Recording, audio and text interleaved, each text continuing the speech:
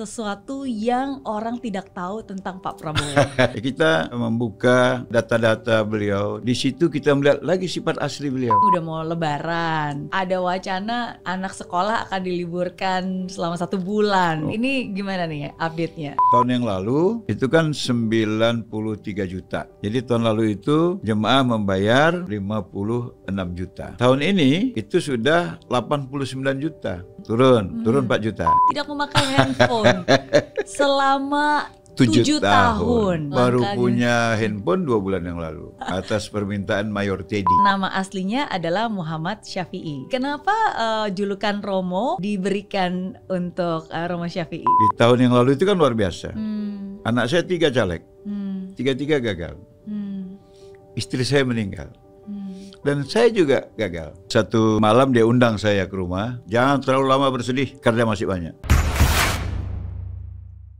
Hari ini kehormatan bagi saya, teman ngobrol saya adalah Wakil Menteri Agama Republik Indonesia, Romo Syafi'i. Halo Romo. Halo. Terima kasih sudah meluangkan waktu untuk hadir di sini. Ya, sama-sama sudah berkenan mengundang saya. Sudah ditunggu karena ada banyak hal yang ingin saya tanyakan. Dan saya yakin pengalaman, cerita, hidup, inspirasi Romo Syafi'i pasti juga bisa menginspirasi siapapun yang menontonnya hari ini. Oh, mudah-mudahan. Amin ya. Satu hal yang sangat menarik nih. Nama aslinya adalah Muhammad Syafi'i, Ya. tapi mendapatkan julukan Romo Syafi'i. Nah, istilah Romo itu biasanya kalau di kalangan agama, kebetulan saya agama Katolik, Romo itu adalah panggilan untuk pastor. Biasa saya menyebutnya Romo gitu. Tapi ini menarik nih, kenapa julukan Romo diberikan untuk Romo Syafi'i? Oh iya, sebenarnya dari tahun 87, karena saya punya anak pertama itu udah memanggil saya Romo, karena saya kan Jawa. Iya. Romo itu artinya bapak. Tapi kemudian menjadi panggilan umum itu tahun 98. Oke. Ketika di Medan ada mungkin kongres ya, pastor-pastor di sebuah gereja Katolik dekat rumah saya. Yang kemudian mereka heran kenapa ini semua dipanggil Romo. Oke.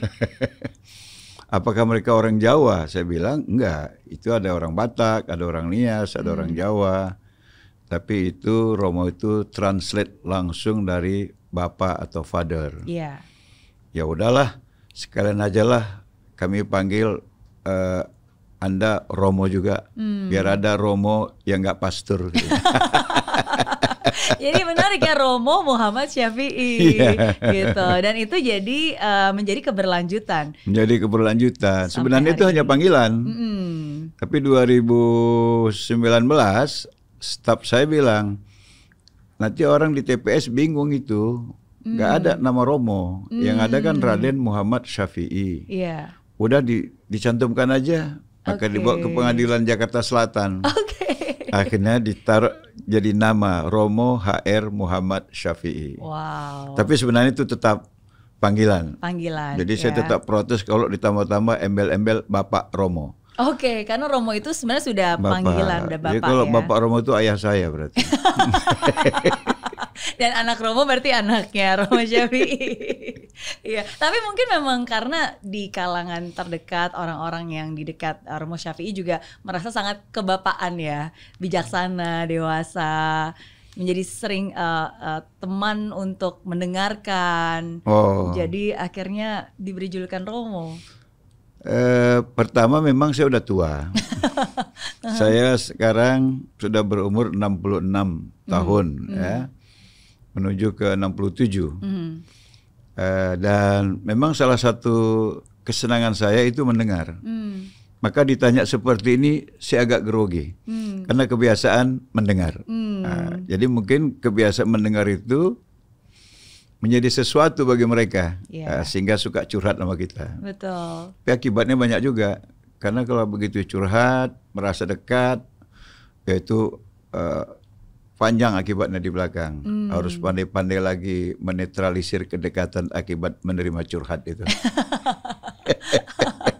Karena tidak banyak, apalagi zaman sekarang ya, tidak banyak orang yang bisa mendengarkan dan benar-benar mendengarkan, bukan mendengarkan karena ingin berkomentar. Karena kadang-kadang seni untuk mendengarkan itu juga berbeda. Ada orang yang mendengarkan karena mereka ya pengen berkomentar aja, mendengarkan tapi sambil berpikir apa yang mau dikomentarin. Tapi orang yang sesungguhnya bijak ya mereka mendengarkan karena benar-benar have a meaningful connection gitu, untuk bisa membangun kedekatan dan sungguh-sungguh memahami dan mengerti lawan bicaranya. Paling nggak ada kepuasan dia mencurahkan unek-uneknya setelah kita dengarkan. Ya syukur-syukur bisa ngasih solusi. Paling nggak kan ada kalimat sakti, ya kau bersabar dan jangan putus asa. Kita nggak pernah dihitung berapa kali jatuh. Kita mau dilihat berapa kali kita bangkit dari kejatuhan. Minimal itu kan menurut saya sudah sebuah pemberian untuk orang yang galau. Iya. Setuju. Makanya kalau tadi Roma Syafie bilang, wah saya sudah berusia 66 tahun, tapi semangatnya masih membara. Ini terbukti. Tadi kan kita sempat keliling ya, terus kan saya ajak Roma Syafie ketemu dengan para warrior dari Meridiana Group. Terus biasanya kita selalu punya slogan. Kalau slogan kita bilang Indonesia pasti bisa gitu. Tapi ternyata Roma Syafie juga punya slogan sendiri yang udah bertahun-tahun selalu disebutkan gitu. Gimana slogannya Romo? Saya kalau berteriak itu pasti untuk Gerindra dan Pak Prabowo. Misalnya Gerakan Indonesia Raya, yang mendengar harus menjawab Gerindra menang. Gitu apanya. Kemudian kita bilang Gerindra, mereka jawab menang. Kita sebut lagi Prabowo, mereka jawab presiden. Itu 15 tahun. Selama 15 tahun keliling seluruh Indonesia, selalu semangat itu yang dibawa. Terus sampai sekarang. Sampai hari ini juga. Dan Pak Prabowo selalu senyum, kita udah jadi presiden ini gitu. Itu inspirasi loh bagi banyak orang. Sosok Pak Prabowo yang tidak pernah menyerah, memperjuangkan apa yang diyakininya. Yang kalau tadi Roma Syafie bilang gagal bangkit lagi, ya beliau adalah salah satu contoh nyata sekarang menjadi presiden. Maka secara batinnya saya dekat dengan beliau karena cita-citanya, gerak perjuangannya bahkan melebihi apa yang ada di hati saya gitu. Maka saya selalu berusaha mendukung beliau semampu yang saya bisa. Iya. Dan itu konsisten. Iya. Tadi kita sempat ngobrol sedikit dan Roma Syafie sempat bilang berapa tahun yang lalu sempat selalu keliling untuk menceritakan kepada masyarakat Indonesia sesuatu yang orang tidak tahu tentang Pak Prabowo. Terus saya penasaran, apa tuh sesuatu yang banyak orang tidak tahu tentang Pak Prabowo? Di-spill dong. Ya, misalnya orang selalu memframing Pak Prabowo itu kan pemarah gitu ya. Yang saya kenal baik hati. Ya, baik hati, aware dengan semua persoalan apalagi kesusahan orang lain, selalu ingin berkontribusi terhadap permasalahan yang dihadapi orang lain, kemudian tidak bisa diam ketika ada orang lain yang terzalimi. Itu pribadi yang saya kenal. Sementara yang di framing itu pemarah. Maka orang kan ini namanya kan fitnah ya. Nah, kita jelaskan supaya fitnahnya tidak berlanjut gitu ya. Kemudian tentang apakah beliau benar-benar serius untuk jadi presiden sehingga bisa memajukan dan mensejahterakan rakyat Indonesia. Ya, kita membuka data-data beliau di setiap kesempatan, di setiap posisi yang dia miliki. Dia selalu membuat komunitas yang itu berguna untuk mensupport keberhasilan orang, untuk membantu orang dalam studinya, permodalan, dan lain sebagainya. Ini kan banyak orang nggak tahu. Kemudian bagaimana dia bersikap kepada orang tua, Ini juga orang banyak tidak tahu. Dan hal-hal lain ya. Yeah. Hal-hal lain. Oke. Dan makanya siap untuk keliling, padahal waktu itu nggak disuruh bahkan. Nggak disuruh. Waktu itu sempat ditanya, ini ngapain nih lakukan ini gitu ya? Iya, bahkan ada yang emosional itu saya bercerita misalnya tentang bagaimana dia menginisiasi agar PT PAL yang di Surabaya itu kembali bisa beroperasi dan hari ini mendatangkan profit yang fantastis ya. Yang di awal itu bankir aja nggak yakin mau menyuntikkan modalnya dan beliau gunakan dulu uangnya dan baru belakangan bankir yakin. Kemudian bagaimana maskapai kita Garuda yang sudah hampir dinyatakan pilot itu, dan itu orang banyak nggak tahu bahwa yang mendahulukan penyelesaian persoalan keuangan itu adalah Pak Prabowo, sehingga Garuda kemudian bisa bangkit kembali. Sampai dia mengatakan pada Pak Presiden waktu itu, ini marwah bangsa kita. Setiap negara punya maskapai penerbangan. Apalagi Garuda ini pesawat pertamanya tidak dibeli lewat APBN, tapi sumbangan rakyat Aceh. Makanya saya akan atas izin Presiden memperjuangkan agar perusahaan ini tidak pilot. Dan dia gunakan itu mengalokasikan sebagian anggaran Menteri Pertahanan dan kekurangannya dia gunakan keahliannya di bidang ekonomi, barter pembayaran dengan negara lain dengan produk-produk yang ada di Indonesia, dan Presiden memberi appreciate pada beliau. Jadi kalau sekarang saya melihat Garuda mengudara, saya teringat beliau. Nah, gitu. Dan itu kan banyak orang nggak tahu. Banyak orang nggak tahu. Dan makanya layak untuk diceritakan. Layak untuk diceritakan. Karena kalau tidak diceritakan, tidak ada yang tahu maknanya. Walaupun di awal beliau sangat marah. Nah, beliau punya prinsip rame ing gawe, sepi ing pamrih. Nah, maka dia bilang itu sudah melanggar prinsip hidup saya. Artinya apa? Ramai pekerjaan, ramai kerja. Beramal yang banyak, tapi jangan cari nama. Jangan itu pamrih, jangan pamrih. Itu prinsip hidup dia. Bilang. Makanya banyak sekali yang kebaikan yang dia buat, yang dia sendiri tidak ingin orang tahu. Maka ketika kita menceritakan itu, dia marah. Tapi ketika diberi argumen agar orang tidak fitnah, maka dia merasa ini menolong orang juga kalau gitu. Jadi kalau udah arahnya menolong orang, dia setuju aja. Seperti itu. Karena memfitnah itu lebih dosa daripada membunuh. Jadi kalau gara-gara orang nggak tahu kemudian fitnah mendapat dosa, jadi menyelamatkan orang agar tidak berdosa, itu masuk passionnya dia. Kalau gitu saya setuju. Gitu. Kalau enggak udah kena marah juga saya. Tapi menarik sih dengan yang dilakukan oleh Romo Syafi'i, karena saya pun bisa sangat terasa ya betapa ada banyak value-value dari Pak Presiden Prabowo yang memang sangat diyakini, dan kedekatan itu membuat Romo Syafi'i bahkan mengorbankan kepentingan pribadi demi kepentingan orang lain atau kepentingan negara.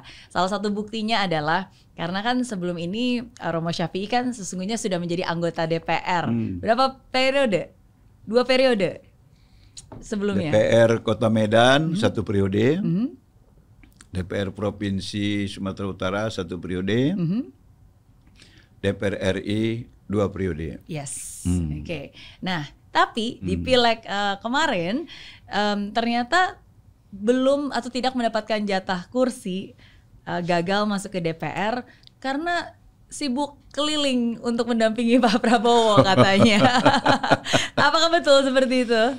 Jadi gini Mbak Mary, banyak yang bilang saya bekerja mengorbankan kepentingan saya untuk kepentingan orang lain.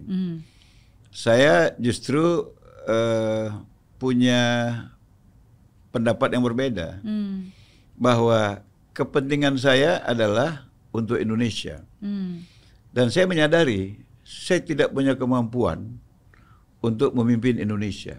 Tapi saya butuh ada orang yang mampu, yang dia punya cita-cita minimal sama dengan cita-cita saya. Ternyata ada orang yang memiliki cita-cita jauh lebih baik dari apa yang bisa saya cita-citakan. Karena itu keliling berjuang itu, saya tidak menganggap mengorbankan kepentingan saya. Alhamdulillah terwakili kepentingan saya oleh sosok Prabowo Subianto. Maka saya begitu semangat, bahkan ya nggak kenal lelah ya. Ada berapa kali pesawat kita nggak jadi mendarat karena cuaca buruk. Ya harus menempuh jalan yang luar biasa, trouble-nya seperti itu. Saya malah bersyukur. Kenapa? Ada yang saya perjuangkan. Sedikit pun saya tidak ada merasa berkorban. Dan ternyata hari ini saya melihat belum seberapa yang saya lakukan untuk apa yang diterima oleh rakyat Indonesia hari ini. Saya bersyukur kepada Yang Maha Kuasa. Dikasih kesempatan untuk mewujudkan cita-cita saya melalui sosok yang lebih hebat dari saya, namanya Prabowo Subianto. Iya. Dan hidup punya rencana lain untuk Romo Syafi'i, bukan menjadi anggota DPR, tapi sekarang menjadi Wakil Menteri Agama Republik Indonesia. Ya, ini juga ada cerita sendiri, Mbak Mary. Satu malam dia undang saya ke rumah, kemudian kami mengobrol, kemudian dia tanya, apa kabar anak-anak? Alhamdulillah Pak, baik semua. Pada nyalek kan? Katanya. Ya insya Allah nyalek semua Pak. Bagaimana kabar istri? Katanya. Istri saya nggak sehat Pak. Kenapa? Karena apa? Kanker. Saya bilang. Hah? Stadium berapa? Stadium 4. Saya bilang. Di situ kita melihat lagi sifat asli beliau. Beliau berdiri dari duduknya, seperti mendengar berita yang sakit itu adiknya atau anak kandungnya, gitu ya.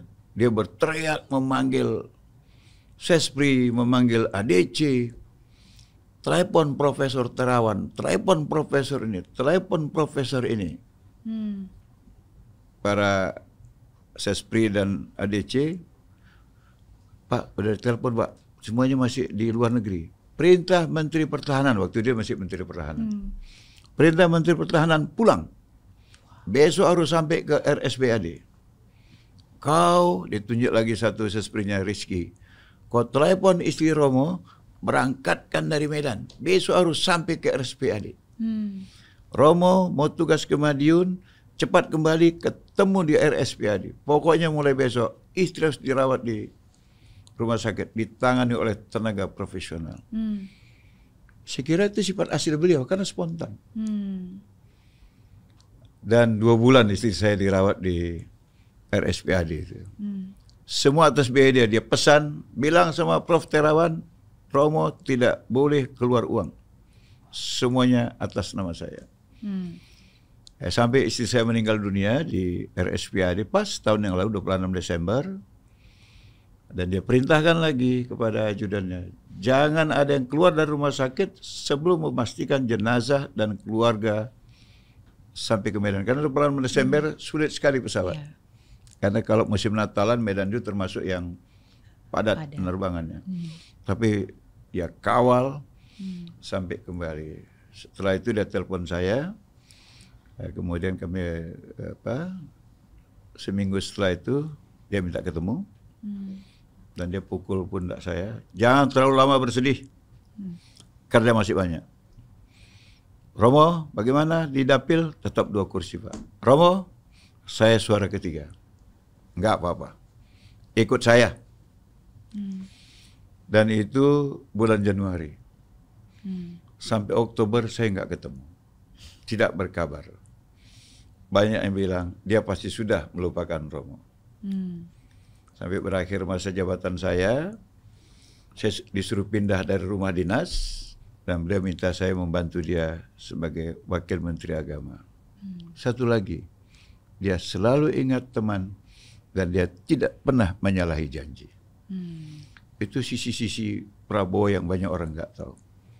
Tapi sebagai gambaran umum saya selalu tanya, cari dulu temannya yang jadi musuh, sekarang jadi musuh, nggak ada. Dulu musuhnya, sekarang temannya. Dulu temannya, sekarang sahabatnya.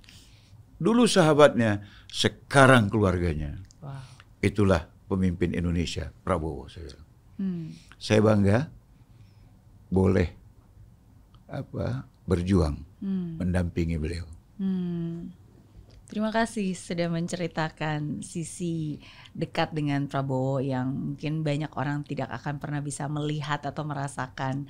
Tapi dengan cerita dari Romo Syafi'i, kita jadi bisa lebih melihat dan mengenal bahwa saat ini pemimpin negara kita adalah sosok orang yang bukan hanya pemimpin tapi seorang yang humanis, sangat menghargai manusia seutuhnya. Susah mencari orang seperti beliau. Kita beruntung dapat presiden seperti ini. Iya. Dan setiap tanggung jawab pasti ada hal-hal yang harus dikerjakan. Tanggung jawab yang sudah dipercayakan sebagai Wakil Menteri Agama sekarang di tangan Romo Syafi'i. Apa yang menjadi perbedaan terbesar dari sebelumnya menjadi anggota DPR, mewakili rakyat, dan sekarang menjadi Wakil Menteri Agama yang sesungguhnya menjadi bagian dari eksekutor kan, yang mengeksekusi, mentranslate itu aspirasi menjadi aksi nyata. Ya, kalau di DPR sejatinya kita yang mengatur jadwal. Iya. Iya. Kalau di eksekutif ini kita diatur oleh jadwal. Saya sangat merasakan perbedaan. Ya, walaupun tetap dengan tanggung jawab yang sama, membela kepentingan rakyat, tapi kita ternyata sebagai eksekutif ini berada pada posisi yang paling ujung. Tidak bisa menunda. Nah itu. Kemudian karena terbiasa sebagai politisi, kan saya jadi birokrasi baru 2 bulan ini. Baru 2 kali saya gajian ini di Kementerian Agama. Saya selalu menggambarkan berapa lama jadi eksekutif, saya jawab baru 2 kali gajian. Ternyata bagi mereka yang membandingkan beban kerja dengan penghasilan yang diterima, maka saya melihat banyak yang kemudian bekerja apa adanya. Ya. Tapi karena saya tadi bercita-cita untuk rakyat Indonesia, saya tidak begitu peduli dengan penghasilan saya. Ternyata banyak hal-hal yang bisa dan kementerian kita mampu untuk mendukung apa yang kita anggap bisa kita programkan itu. Jadi sebenarnya tergantung bagaimana niat kita ya memimpin organisasi. Ya, karena Kementerian Agama ini termasuk organisasi yang terbesar. Karena satkernya itu sampai kelurahan. Dari pusat, provinsi, kabupaten kota, kecamatan, kelurahan. Masih ada penyuluh lagi, masih ada guru-guru madrasah lagi. Dan itu personilnya lebih 200.000 orang. Seluruh Indonesia. Sangat besar sekali. Itu bisa berjalan sendiri, autopilot. Karena masing-masing ada tupoksi, kerjaannya juga sudah rutin, ya guru ngajar, penghulu ngawinkan orang, gitu-gitu toh. Bendahara teken gaji. Tapi sebenarnya banyak sekali yang bisa kita lakukan karena kita punya potensi dan punya kemampuan. Dan begitu saya coba, ternyata bisa jalan. Nah, gitulah. Cuman resikonya, istilah saya, baca koran pun nggak sempat. Nggak sempat baca koran. Kita pergi pagi sekali. Nanti pulangnya sudah menjelang pagi juga. Betul, karena jadwal itu menarik sih kalau Romo Syafi'i bilang seperti itu ya. Karena itu juga yang saya rasakan. Karena kan selama ini 25 tahun saya sebagai entrepreneur, saya yang ngatur jadwal saya sendiri gitu. Tapi salam kurang dari 2 bulan terakhir ini kebetulan kan saya juga menjadi staf khusus Menteri Koordinator membantu Pak AHY ya di bidang infrastruktur dan pembangunan kewilayahan. Dan di situ saya sadari bahwa ternyata saya tidak bisa mengatur jadwal saya sendiri, tapi jadwal saya diatur. Dan itu saya yakin termasuk di semua kementerian pun juga seperti itu. Jadwal kita adalah milik atasan kita. Betul. Ya, sama milik Pak Menteri jadwalnya juga milik Pak Presiden. Tapi disitulah kita mengadjust untuk bisa make sure mengefektifkan segala setiap waktu, setiap detik, dan tetap bisa produktif dan tetap bisa mengupayakan segalanya dengan satu tujuan, yaitu tujuannya ya kalau di Kabinet Merah Putih pasti semuanya tujuannya asta cita Pak Prabowo. Presiden. Jadi apapun yang dilakukan fokusnya satu, pokoknya asta cita Pak Presiden. Ya, jadi dan sinergi. Berarti kita satu tim yang hebat ini. Bersinergi, kerjasama, ya kan, bukan cuma kerja keras, kerja cerdas, tapi harus kerjasama lintas kementerian pastinya. Iya, menarik nih. Kalau waktu kecil sebenarnya cita-citanya Romo Syafi'i sendiri apa? Oh, saya dari kecil bercita-cita jadi tentara. Oh ya? Oh. Dan saya sudah bersiap untuk itu dengan olahraga segala macam lah. Iya. Tapi kemudian kandas di tahun 75 ketika saya naik kelas 2 SMA. Saya kecelakaan. Cukup banyak cedera. Patah tulang sini ya. Ini saya kan agak berbeda ini juga ini. Itu mulut saya nggak bisa terbuka apa segala macam. Kandas lah. Cita-cita itu. Kemudian setelah tamat bergeser jadi guru, jadi dosen selama 12 tahun, kemudian jadi politisi. Itulah sampai hari ini. Jadi perubahan cita-cita hidup di tahun 75. Wow. Di akhir kelas 1 SMA, mulai kelas 2. Apa yang menyemangati Romo Syafi'i untuk tetap optimis? Karena kadang-kadang ketika kita masih muda, kita punya harapan, punya cita-cita, dan tiba-tiba dalam waktu sekejap itu menjadi hilang, bukan karena kesalahan kita, karena sebuah tragedi yang pasti tidak diinginkan terjadi, sebuah kecelakaan. Kadang-kadang kan banyak anak muda putus harapan, udahlah give up gitu. Tapi apa yang membuat Romo Syafi'i masih tetap punya mimpi yang selanjutnya? Saya kira saya hampir sama juga dengan semua pemuda. Ya lebih 2 bulan saya hopeless juga. Apalagi kan saya atlet karateka ya. Jadi nggak bisa dilanjutkan juga itu. Saya udah pegang dan 2 waktu itu kan. Itu juga nggak bisa karena badan nggak lagi mendukung. Kemudian mimpi menjadi tentara hilang karena saya dari kecil suka baca ya, apalagi buku-buku Bung Karno gitu ya, buku-buku sejarah. Maka saya 12 tahun tuh salah satunya bidang yang saya ajarkan sejarah. Nah gitu, 2 bulan itu kan kita belum punya arah yang baru. Mau jadi apa gitu. Sampai kesadaran yang sebenarnya rutin ditanamkan oleh orang tua dan guru-guru kita, bahwa di atas kehendak kita masih ada kehendak yang lebih besar, yang kita harus yakini itu lebih baik dari kehendak kita sendiri.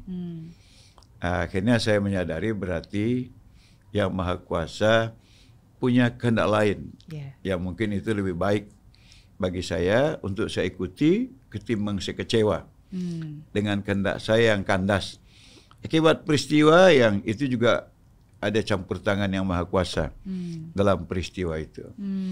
Dan setelah hari ini saya temui juga teman-teman saya yang pensiunnya di kolonel.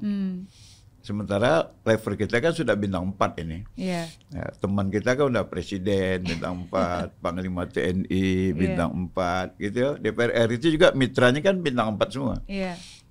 Kalau Komisi 1 itu dengan Panglima TNI, Komisi 3 dengan Kapolri, Tapi teman saya dulu yang punya cita-cita sama dan tidak terhalang seperti saya, ada yang berhenti di kolonel. Nah, sebagian ada yang bintang 1.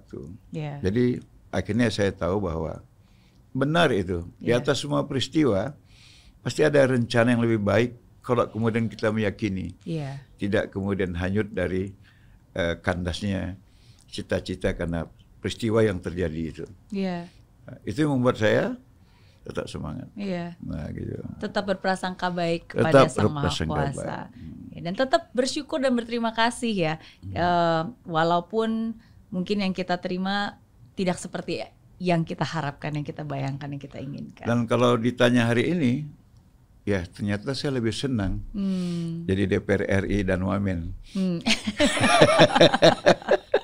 Iya. Setelah melihat teman-teman saya itu. Iya, iya. Walaupun pasti mereka punya kebahagiaan yang nggak saya dapatkan. Betul. Nah, gitu.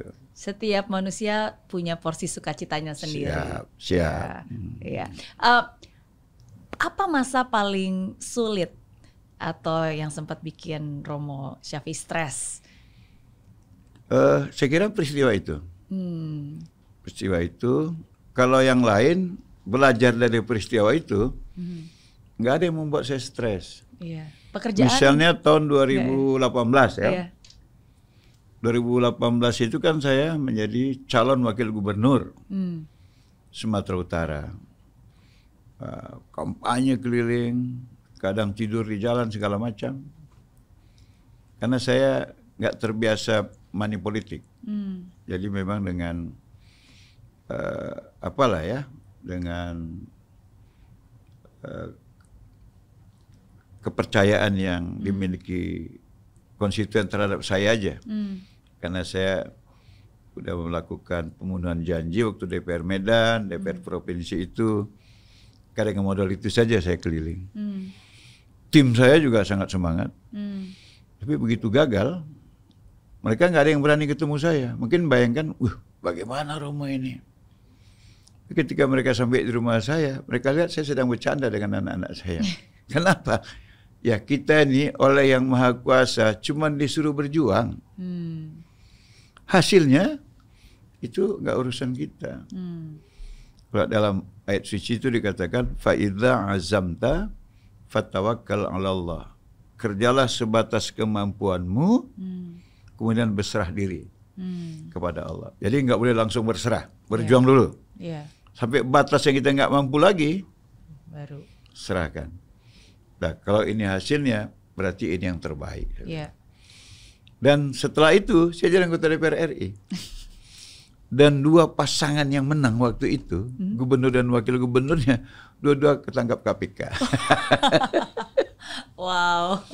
Jadi terlalu berani ya, kalau kemudian kita mengatakan kegagalan itu selalu hanya musibah. Padahal di sisi yang lain itu upaya dari Yang Maha Kuasa untuk mengarahkan kita ke arah yang lebih cocok dengan passionnya kita. Betul. Dan lebih cocok dengan medan perjuangan yang harus kita tempuh. Betul. Dan saya sudah merasakan itu. Betul. Maka sekarang udah nggak ada lagi hal yang membuat saya stres. Termasuk ketika di tahun yang lalu itu kan luar biasa. Anak saya 3 caleg, 3-3 gagal. Istri saya meninggal. Dan saya juga gagal.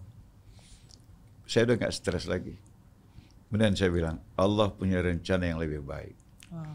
Dan ternyata anak saya 1 yang gagal itu sekarang jadi stafnya Mensesnek. Oke. Anak saya yang gagal 1 lagi itu sekarang usahanya sudah buka cabang sampai Pekanbaru, sampai Jakarta gitu udah. Nah, yang 1 lagi dia menjadi kontraktor di Medan. Ternyata Allah punya rencana yang baik. Makanya saya orang akan kecewa kalau berharap saya putus asa karena halangan-halangan yang mungkin bisa mereka ciptakan. Karena saya selalu merasa pasti yang terbaik sedang direncanakan oleh Yang Maha Kuasa. Amin. Sangat setuju. Kadang sebuah kegagalan mungkin di mata dunia melihat itu sebagai sebuah kesialan, tapi sesungguhnya bisa jadi itu sebuah perlindungan buat kita. Dan mungkin rencana Tuhan jauh lebih indah dari apa yang kita rencanakan. Oh, pasti. Itu pasti. Tetap berprasangka baik, tetap mengucap yang baik, dan tetap melakukan yang terbaik. Setuju. Hasil akhirnya pasti baik. Di satu tim kita ini. Dan walaupun baru tadi kan ditanya berapa lama nih jadi eksekutif, baru 2 bulan gajian katanya. Ya, benar.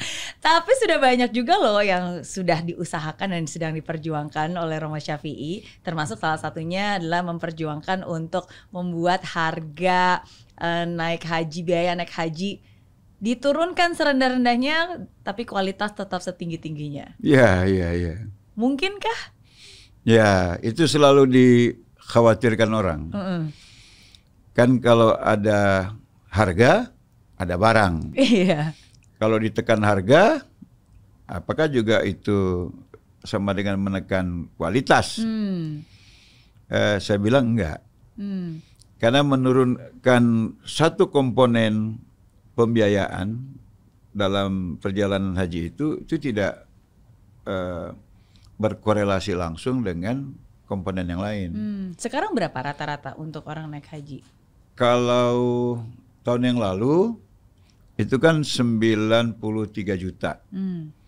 Itu komponennya 2. 60% ditanggung jamaah, 40% ditanggung nilai manfaat dari Badan Pengelola Keuangan. Jadi tahun lalu itu jemaah membayar 56 juta.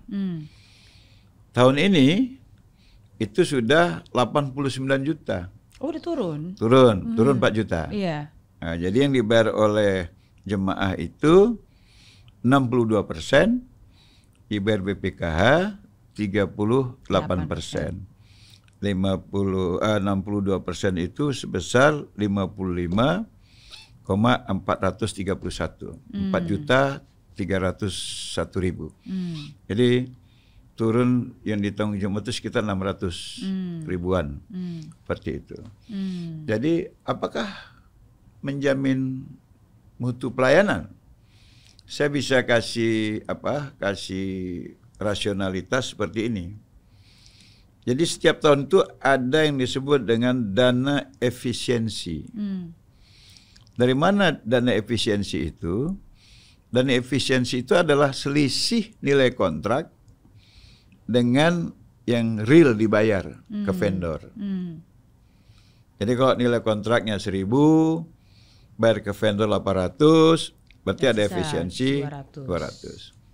Tahun 2023 itu efisiensinya sampai 1,1 triliun. Tahun 2024 600 miliar lebih. Berarti sangat mungkin menurunkan komponen harga itu tanpa mengurangi pelayanan. Malah kita menganggap mendekati harga yang real. Ada satu faktor lagi. Tahun sebelumnya vendor itu terbatas, sehingga penawaran itu agak monopoli harga. Sekarang kompetitornya banyak. Dan masing-masing punya sukses story melayani jemaah negara lain. Dan bisa kita follow bagaimana keberhasilan mereka. Dan karena punya kompetitor yang banyak, mereka menawarkan pelayanan yang lebih baik. Jadi hampir bisa dipastikan harga lebih murah, tapi pelayanan lebih baik. Gitu. Jadi bukan karena ada juga yang menginfokan bahwa rencananya juga ingin mengurangi durasi ketika naik haji. Ya, itu hanya mungkin pertama menambah fasilitas embarkasi. Kalau embarkasi kita ini kan menampung untuk sekali penerbangan. Jadi pesawat datang, mereka naik, terbang, baru boleh masuk lagi. Nunggu besoknya, gitu-gitu loh. Nah, jadi kalau mau mengurangi durasi, harus tidak terhalangi oleh penerbangan. Dan itu berarti menambah fasilitas embarkasi. Kemudian harus bisa melobi tidak terhalang slot pendaratan di Arab Saudi. Kalau sekarang kan dibatasi. satu hari berapa kali mendarat. Nah, kalau ini bisa kita mendarat sesuai dengan jadwal kita, embarkasinya kemudian memadai untuk menampung jumlah jemaah untuk beberapa kali penerbangan, berarti nggak ada halangan antar jemput itu, ini bisa dikurangi. Sebelum itu nggak bisa. Nah, berarti bisa diefisiensikan. Bisa diefisiensikan, itu sangat tergantung pada slot penerbangan dan juga fasilitas asrama haji lah kalau kita mau kita bilang embarkasi itu asrama haji. Dan ini kalau sekarang masih kecil kemungkinannya, kecuali nanti ada lobby, kita mendapat tempat pendaratan sendiri yang eksklusif di Taif. Kalau itu diizinkan, mungkin tahun depan itu udah bisa dikurangi menjadi 31 hari. Ini kan bisa menghemat 10 hari, itu udah berapa triliun itu. Lumayan banget. Lumayan. Dan ada lagi rencana Pak Presiden. Apa? Membangun kampung haji. Rumah sakitnya, restorannya, segala macam. Bahkan beliau bikin MRT dari situ ke masjid seperti itu ya. Berarti kita bisa lebih murah karena itu hotel kita sendiri. Jadi jemaah haji kita ke sana. Terus bagaimana pemulangan modalnya? Kita 1 tahun itu 2 juta. Iya. Jemaah umroh kita. Bener, Dan kalau kita arahkan ke sana, benar. Udah kita hitung-hitung 20 tahun udah break even point. Break even point. Jadi uang yang keluar itu sebagian bisa menjadi PNBP bagi negara Indonesia. Ini sedang kita kerjakan. Memang beliau pikiran cuma melayani. Karena cita-citanya rakyat kita sejahtera. Seperti itu. Luar biasa. Kita dukung sama-sama. Karena lagi-lagi maksudnya kayaknya Indonesia termasuk salah satu kontributor terbesar ya, selalu mengirimkan berapa 2 juta orang umroh dan 200 tahun lalu 241.000, tahun ini baru 221.000 dan itu terbesar di dunia. Betul. Terbesar. Jadi di kalau dunia. ada kampung haji sendiri, Waduh. wow itu luar biasa pastinya. Memang beliau selalu berpikir apa yang terbaik untuk rakyat, apa yang terbaik untuk rakyat. Walaupun terkadang kita khawatir juga ya dengan geopolitik. Nah, ketika beliau swasembada pangan, swasembada energi, hilirisasi, industrialisasi, kan berarti menutup peluang negara lain mendapat keuntungan dari ekspor mereka yang selama ini mereka nikmati. Dan saya yakin mereka nggak berdiam diri. Nah, di posisi ini kita harus meningkatkan kasih sayang kepada Presiden. Tidak hanya mendukung program, tapi mendoakan agar dia selamat memimpin bangsa ini dalam masa jabatannya. Karena itu dia memberikan kesejahteraan, perlindungan. Pada saat yang sama itu ancaman bagi dia. Maka saya kira tugas kita untuk bekerja keras, membantu program-program beliau di bidang yang diamanahkan kepada kita, dan lebih dari itu mendoakannya. Biar dia sehat, kuat, dan selamat. Amin. Siapapun yang sedang nonton, kita sama-sama mendoakan. Ada satu hal yang menarik nih, mungkin bisa dibahas sedikit aja karena ada juga wacana-wacana yang bilang ini bentar lagi udah mau Lebaran. Terus katanya kalau Lebaran itu ada wacana di mana anak sekolah akan diliburkan selama 1 bulan katanya. Ini gimana nih update-nya? Ya, sebenarnya ini pernah ditanyakan media kepada saya, apakah ada rencana meliburkan anak sekolah selama 1 bulan di bulan Ramadan. Maka saya jawab apa adanya, di pemerintahan itu belum pernah dibicarakan. Lalu mereka menyambung dengan pertanyaan, apakah ada wacana untuk meliburkan seperti itu? Tentu saya jawab, kalau wacana itu ya pasti ada, saya bilang. Tapi bagaimana realisasinya, ya secara resmi itu memang belum masuk dalam pembahasan. Kenapa ada wacana? Karena dalam beberapa diskursus yang kita ikuti, ya pendidikan ini kan tidak semata-mata knowledge, tapi juga transfer karakter. Transfer karakter itu dari siapa? Dari orang tua, dari guru, dan dari lingkungan masyarakat yang berpengaruh terhadap anak didik. Nah, apakah libur itu berarti sama dengan tidak mendapatkan pendidikan? Saya kira dia berada pada rezim transfer karakter, dan itu porsinya lebih besar daripada knowledge itu sendiri. Karena kalau seorang kagum dengan Mbak Mary, tanpa Mbak Mary kasih pelajaran apa-apa sama dia, tapi kemudian dia melihat gaya, membaca gestur, meniru gaya bahasa, semangat kerja segala macam, mungkin dia sudah sukses 50%. Belum ada knowledge apa-apa. Baru transfer itu saja. Dan itu yang orang tidak pernah melihat sebagai bahagian terpenting dari sebuah pendidikan. Sehingga kalau nggak sekolah, terus mau diapain anak-anak? Jadi dia berkeluyuran macam-macam. Nah, kalau saya misalnya, ada tetangga yang meninggal. Anak saya suruh libur sekolah semua. Oh iya? Iya. Mula-mula istri saya bertanya, kenapa? Kau mau nanti anak kau pintar, tapi nggak punya kepedulian sosial. Oh iya juga ya. Akhirnya saya minta mereka ikut. Dan tetangga saya itu agamanya Kristen lagi. Agamanya Kristen, pernah ada yang meninggal karena suaminya lagi di kantor, dia anaknya masih kecil, gerejanya agak jauh. Saya suruh anak saya, kau kasih tahu pendeta, kau libur sekolah. Kasih tahu pendeta ada jemaatnya dekat rumah kita, anaknya meninggal. Nggak tahu kita gimana ngurusnya, ini agama Kristen, kita di Islam, saya bilang. Tapi pendetanya pasti tahu. Di mana rumah pendetanya, Kak? Dikasih tahu alamat pendetanya, anak saya pergi. Dan itu dengan libur sekolah. Karena bagi saya itu bahagian dari pendidikan. Nah kalau di Islam misalnya itu kan ada dia ikut pesantren kilat. Apalagi saya menyaksikan ya. Ya anak tidur malam ini. Baru tidur dibanguni sahur. Habis sahur dia sholat subuh, tidur lagi. Terus dibangun lagi pergi sekolah.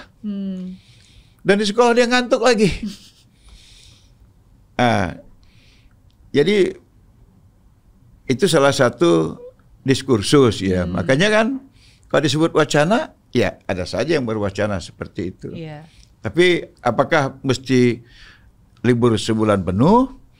Ya mungkin bisa disiasati lah ya. Apakah mengurangi durasi harinya, kemudian mengurangi durasi jam pelajarannya, atau juga memperpanjang liburnya dengan tidak resmi mengatakan libur selama 1 bulan. Tapi menurut saya kalau ini menjadi kesadaran bersama bahwa anak yang tidak sekolah itu harus tetap mendapatkan pendidikan walaupun tidak berbentuk knowledge tapi transfer karakter. Saya kira nggak perlu diributi juga kalau ada yang punya wacana. Wacana seperti itu tinggal disiasati saja. Bagaimana itu efektif untuk membangun karakter. Yang selalu diributkan kan itu karakter, national building, karakter building. Tapi libur sekolahnya diributin. Ya, saya sangat setuju karena kan belajar itu bukan hanya lewat sekolah saja ya. Bahkan karena salah satu passion dan interest saya di dunia pendidikan. Dan saya selalu percaya bahwa pendidikan itu, maksudnya untuk membangun karakter seseorang itu komponennya 3 saya selalu bilang. Yang pertama adalah education, tempat dia belajar dan mendapatkan informasi itu. Yang kedua adalah experience, apa yang dialami gitu. Jadi pengalaman itu kan menjadi bagian pembelajaran terbaik ya. Tadi Romo Syafi'i bilang ketika dia mengalami bahwa tetangganya kena musibah, ada yang meninggal dan dia membantu, pengalaman itu kan selalu membekas dan itu akan membangun karakter. Itu akan membangun koneksi-koneksi yang akhirnya dia yakini gitu. Dan yang ketiga itu environment. Ya, jadi education, experience dan environment, lingkungan tempat dia berada itu menjadi tempat belajar yang sangat penting karena dia melihat, merasakan apa yang dia lihat itu akan jauh lebih teringat kan daripada apa yang dia dengar.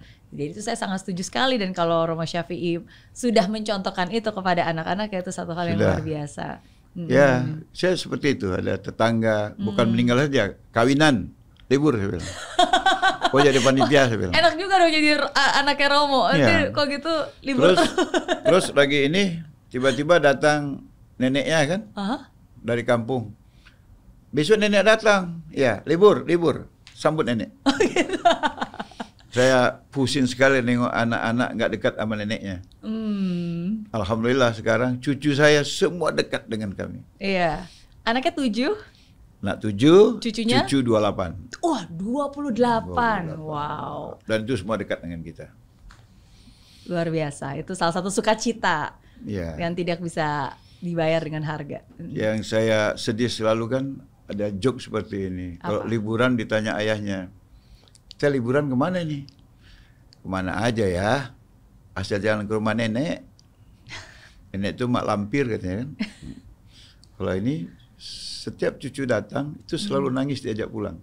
Saking betahnya ada di rumah. Nah, saya kira itu juga pendidikan dari orang tuanya yang kemarin kita ajarkan. Sekarang dia tularkan kepada anak-anaknya. Kalau Romo Shafii punya superpower, pengennya punya superpower apa dan kenapa? Wah, saya pakai peci ini dari kelas 1 SMP. Peci ini? Peci yang sekarang ini dipakai? Pakai peci. Pakai peci maksudnya? Ya, terinspirasi dengan perjuangan founding father kita. Gitu. Jadi saya terinspirasi berbuat untuk rakyat Indonesia dan bermanfaat untuk kemanusiaan di dunia. Maka saya kepingin bisa jadi apa saja yang bisa mengeksekusi cita-cita itu. Makanya setiap ada kesempatan, saya rasakan itu bagian dari superpower yang ada sama saya. Jadi ya itu. Saya kepingin, saya lihat Pak Prabowo juga seperti itu. Dia seperti ingin punya superpower juga. Waktu saya ikut Natalan dengan beliau di Senayan kan. Oh iya, tanggal 28 Desember kemarin ya. Saya tidak punya tongkat Nabi Musa katanya kan. Tapi saya akan berjuang dengan sekuat tenaga. Saya kira saya mau meniru beliau juga itu. Jadi kalau saya punya superpower, pasti saya gunakan untuk kesejahteraan orang banyak. Wow. Umat yang rukun itu penting menuju Indonesia Emas 2045. Gimana caranya supaya Indonesia bisa rukun, khususnya antar agama? Oh, sebenarnya saya ini baru berpikir tentang toleransi itu sekarang. Karena menurut saya kehidupan agama masing-masing agama secara natural, secara alamiah, tanpa ada ajaran toleransi, itu sudah bertoleransi. Saya dari kelas 2 SD sampai punya anak 5, tinggal di satu desa namanya Tegalrejo, Kecamatan Medan Perjuangan, Kota Medan. Tetangga saya yang dekat itu ada 18 rumah. 18-18-nya beragama Kristen. Dan kami nggak ada berpikir mau toleransi, nggak ada. Tapi natural aja. Ya memang hidup biasa saja. Biasa aja dia pinjam garam ke rumah kita. Nanti mak saya pinjam cangkol di rumah dia, biasa aja. Nanti dia mau pergi ke gereja, dia titip kunci sama mak saya karena anaknya nanti pulang sekolah dan mungkin dia belum pulang. Nggak ada cerita toleransi itu. Nggak ada cerita toleransi. Itu natural. Saya kira kalau ada agama yang mengajarkan kemudian menganggap yang berbeda agama itu bukan saudaranya, kita patut curiga dengan agenda si pengajar itu. Apapun agamanya. Ya, apapun agamanya. Tapi kenapa hari ini toleransi itu menjadi sebuah isu yang sangat luar biasa? Saya kira itu karena geopolitik. Ya, geopolitik itu kan bagaimana untuk survive sebuah negara itu kan harus bicara soal wilayah, energi, dan pemasaran produk. Kebetulan tiga-tiganya itu ada di Indonesia. Wilayahnya luas, energinya luar biasa, dan rakyatnya hampir 300 juta. Dan punya daya beli. Dia jual satu ondol-ondol aja untuk 280 juta orang, udah jadi konglomerat itu. Bisa dibayangkan itu potensi kita. Nah, bagaimana dia bisa terus merebut itu dari Indonesia? Itu nggak akan mungkin kalau kita ini kompak. Kita merasa bersaudara karena berbeda agama. Bagaimana dia bisa mendapatkan keuntungan dari situ?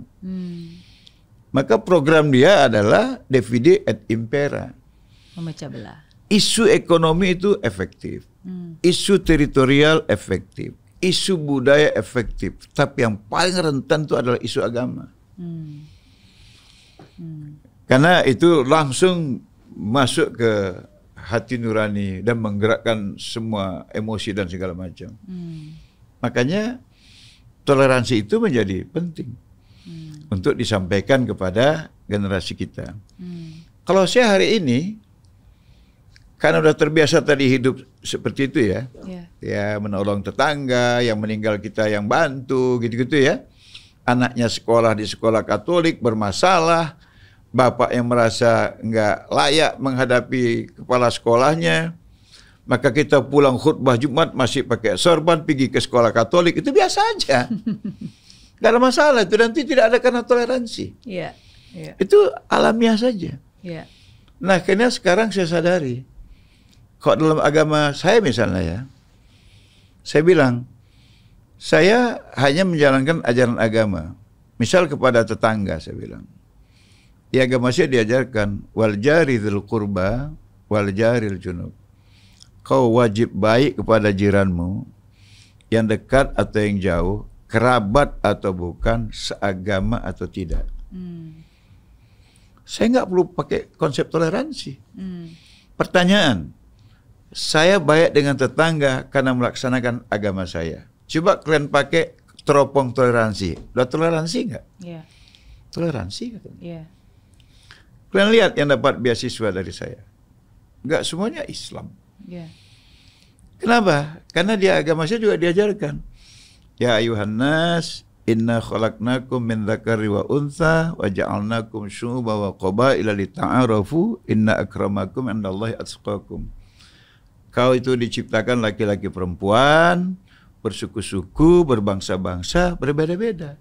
Yang mulia itu yang lita'arafu, mencari kesamaan, bukan memperbesar perbedaan.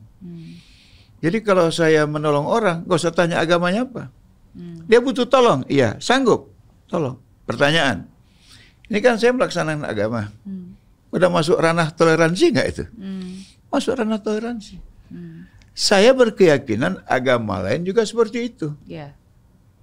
Jadi kalau ada yang kemudian membuat isu, membuat kegiatan yang itu tanpa isu toleransi kemudian membawa permusuhan, saya nggak yakin agamanya yang keliru.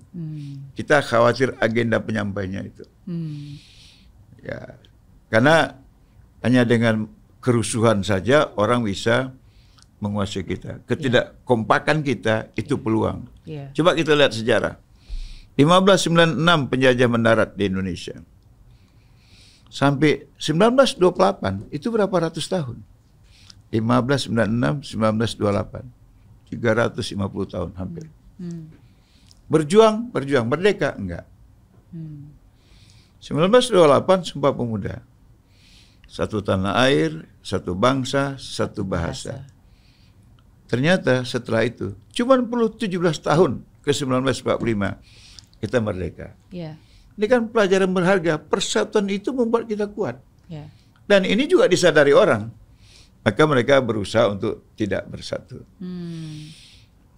Makanya hari ini isu toleransi begitu menjadi penting. Padahal sebenarnya kalau kita bisa mengatasi ini ancaman-ancaman geopolitik yang negara lain, kayaknya Indonesia sudah terbiasa hidup dengan seperti itu. Tapi kalau soal-soal mengambil energi segala macam, yang nggak pernah aman itu kan Papua misalnya. Iya. Apa kata Pak Prabowo? Kenapa Papua nggak aman?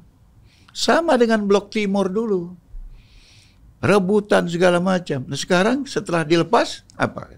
Nah, ini kenapa Papua nggak aman? Karena orang melihat yang kita cuma lihat itu yang diusahakan oleh Freeport, yang 8.000 meter ke atas, Mas, kan dikorek 8.000 ke bawah, Mas. Padahal masih ada 5 gunung lagi yang persis sama isinya dengan itu. Makanya nggak pernah aman.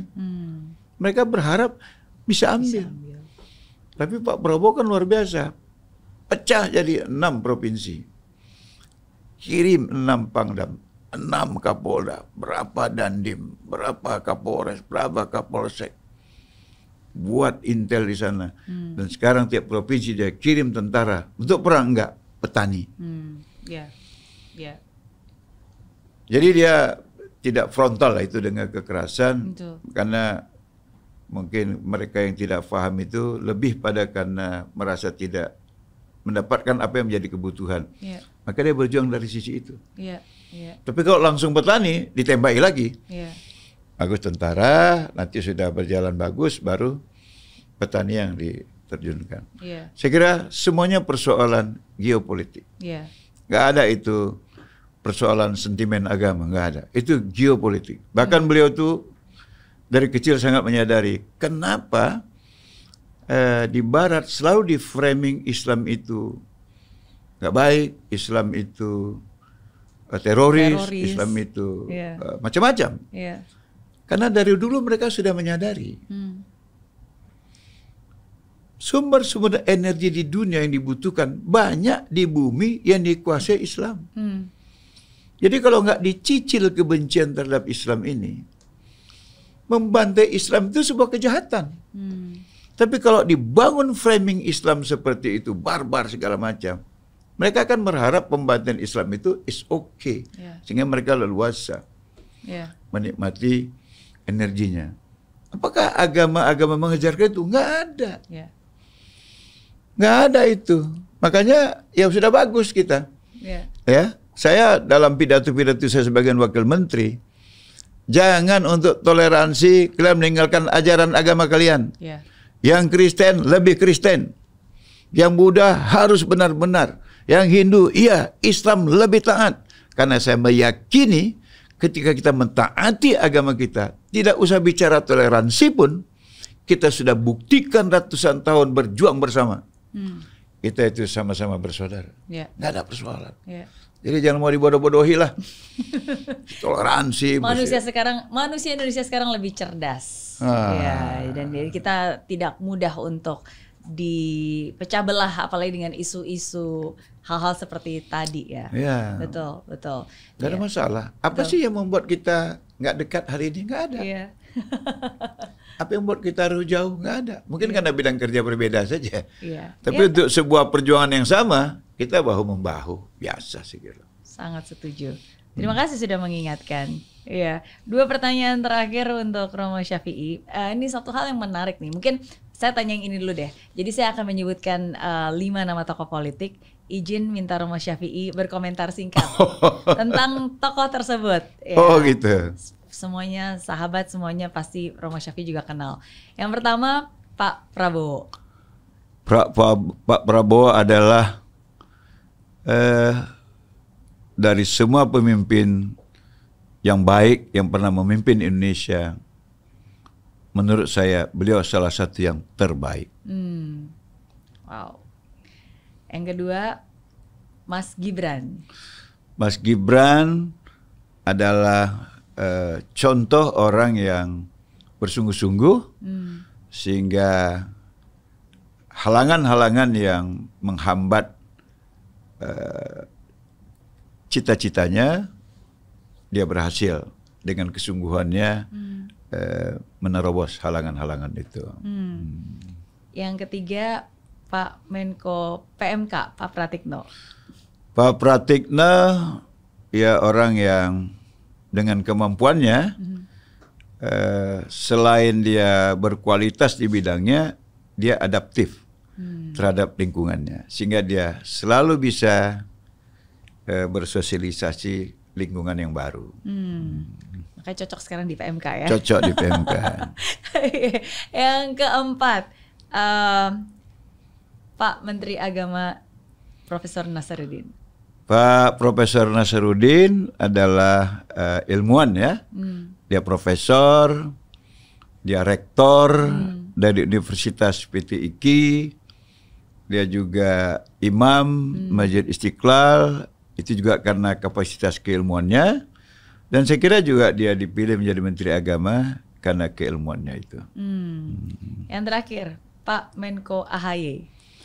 AHY adalah sosok pemuda yang meyakini cita-citanya, sehingga dia berani meninggalkan karir awalnya untuk sebuah cita-citanya. Dan hari ini ternyata dia sudah mendapat, walau mungkin belum semua yang dicita-citakannya. Sekarang dia menjadi Menko infrastruktur. Dan dia, saya kira, orang yang tepat. Thank you. Terima kasih sudah menjawab 5 tokoh ini. Ya. Satu hal yang menarik ini, Pak Wakil Menteri Romo Syafi'i ternyata nggak punya handphone, tidak memakai handphone selama 7 tahun. 7 tahun tidak memakai handphone. Ya benar. Bagaimana mungkin zaman sekarang ada orang yang nggak menggunakan handphone? Itu gimana komunikasinya? Dan kenapa memilih nggak punya handphone? Saya kira kan saya serius di pekerjaan saya. Saya serius di urusan yang terkait dengan pekerjaan saya. Dan saya serius dengan keluarga saya. Untuk itu saya punya, di DPR saya punya 7 staf. 2 I3 Aspri, 4 tenaga ahli. Dan semuanya punya handphone. Dan handphone mereka itu harus dipublish untuk semua yang berhubungan dengan saya. Jadi cukup mereka berhubungan dengan staf saya, dan saya selalu cepat menjawab. Bahkan terkadang saya pegang handphone staf saya itu. Sementara saya tidak punya kepentingan sendiri untuk lihat handphone. Apa yang mau saya lihat? Saya suka baca buku, saya suka baca Quran, saya suka duduk, kalau dalam Islam namanya bertawajuh. Saya kira handphone bisa mengganggu itu semua. Wow, langka banget loh. Dan saya baru punya handphone 2 bulan yang lalu. Atas permintaan Mayor Teddy. Mayor Teddy bilang harus punya handphone. Karena susah kali ngubungin Romo. Romo di sini saya hubungi. Romo di sini udah berapa nih panggilan untuk Romo ini? Tolong Romo 1 kali 24 jam harus punya handphone. Kecuali Romo minta dibelikan katanya. Jadi akhirnya 2 bulan ini punya baru handphone, punya dan yang selalu megang staf juga. Berarti kalau handphone aja nggak punya, sosial media punya nggak? Saya selalu diperlihatkan, ini ada Facebooknya Romo, ini ada Instagramnya Romo. Gimana ngelihatnya, saya bilang. Maka mereka yang bukakan untuk saya. Dan saya nggak merasa penting untuk pandai membuka Instagram. Tapi saya sekarang udah bangga bisa baca WA dan bisa kirim WA. Dan kemarin saya dapat aplaus dari keluarga saya karena saya bisa mengirim stiker gini. Udah hebat Romo, udah bisa. Di WA keluarga. Akhirnya jadi sekarang punya ini ya, punya WA keluarga dan bisa kirim WhatsApp. Family group. Family group ya, dan bisa kirim stiker. Itu pencapaian ya. Capaian. Dan mereka macam membuli saya. Udah pakai emot nangis lah, luar biasa. Iya. Saya cuma kirim ini aja. Luar biasa. Saya sangat bersyukur hari ini bisa ngobrol dengan Romo Syafi'i. Saya yakin ada begitu banyak pengalaman, pembelajaran dalam hidup. Pesan terakhir berarti apa satu pesan yang Romo Syafi'i ingin bisa sampaikan, pembelajaran hidup yang selama ini menjadi pegangan penting yang ingin Romo Syafi'i bagikan? Ya, saya selalu merasa setiap orang punya kelebihan, pada saat yang sama punya kekurangan. Saya kira kita tidak perlu malu dengan kekurangan kita. Kalau kekurangan itu karena fisik kita, ya kita bergembira saja. Karena itu pemberian yang Maha Kuasa. Tapi kalau kekurangan itu karena pengetahuan kita, berarti itu adalah perintah bagi kita untuk belajar, untuk menguranginya. Dan sebaliknya kita juga punya kelebihan. Karena itu, jangan pernah kita merasa tidak berarti apa-apa. Karena tidak ada orang yang tidak berarti, sekecil apapun. Maka tunjukkanlah arti diri kita dengan kelebihan yang kita punya, dan mudah-mudahan itu bermanfaat untuk orang. Itu sebuah capaian, sekecil apapun itu. Jadi berbahagialah dengan segala kelebihan dan kekurangan, dan yakinlah selain rencana kita, ada rencana yang lebih baik dari Allah Subhanahu wa Ta'ala. Setuju. Terima kasih sudah menjawab pertanyaan-pertanyaan saya, Romo Syafi'i. Dan sebagai hadiah, biasanya bintang tamu Romo Syafi'i boleh nanya satu pertanyaan untuk saya. Silakan. Apa yang menginspirasi Mbak Mary kemudian bergerak untuk membuat podcast ini? Bagi saya orangnya suka pembelajar. Saya suka sekali belajar, dan ruang podcast ini bagi saya adalah tempat untuk saya sungguh-sungguh bisa belajar dari narasumber yang saya undang. Karena saya selalu percaya setiap orang tuh punya cerita hidup, pengalaman yang jadi pembelajaran, cerita yang punya makna, dan cerita-cerita itulah yang sesungguhnya menjadi inspirasi, bukan hanya untuk saya tapi untuk siapapun juga yang mendengarnya. Karena sangat berbeda kalau kayak tadi Romo Syafi'i kan bilang kadang kita baca buku, yes ada banyak ilmu yang bisa kita dapatkan dari buku, tapi saya juga selalu percaya law of proximity. Jadi ketika kita melihat langsung orangnya, apa yang dia ucapkan, gesturnya, apa yang dipikirkan, menurut saya itu menjadi pembelajaran yang sangat berharga. Ya, jadi saya sangat bersyukur bisa punya kesempatan untuk memiliki wadah ini, punya jutaan follower, dan saya ingin ini menjadi wadah untuk saya bisa menyalurkan kebaikan itu, kebaikan dari setiap orang yang saya temui, menjadi kekuatan dan juga menjadi pembelajaran bagi siapapun yang mendengarnya.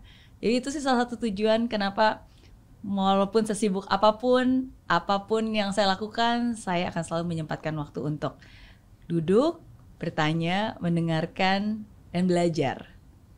Dan kehormatan bagi saya bisa belajar dari Romo Syafi'i hari ini. Makasih. Thank you. Sukses selalu buat Romo. Sama-sama.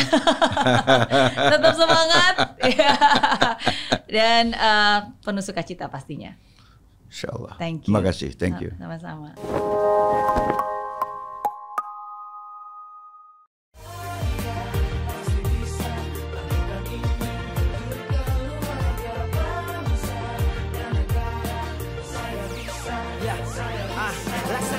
Tanpa hujan, hidup tanpa tujuan, kering dan mati tanpa hijaunya tumbuhan. Demikian kalau mimpi tak kunjung terjadi.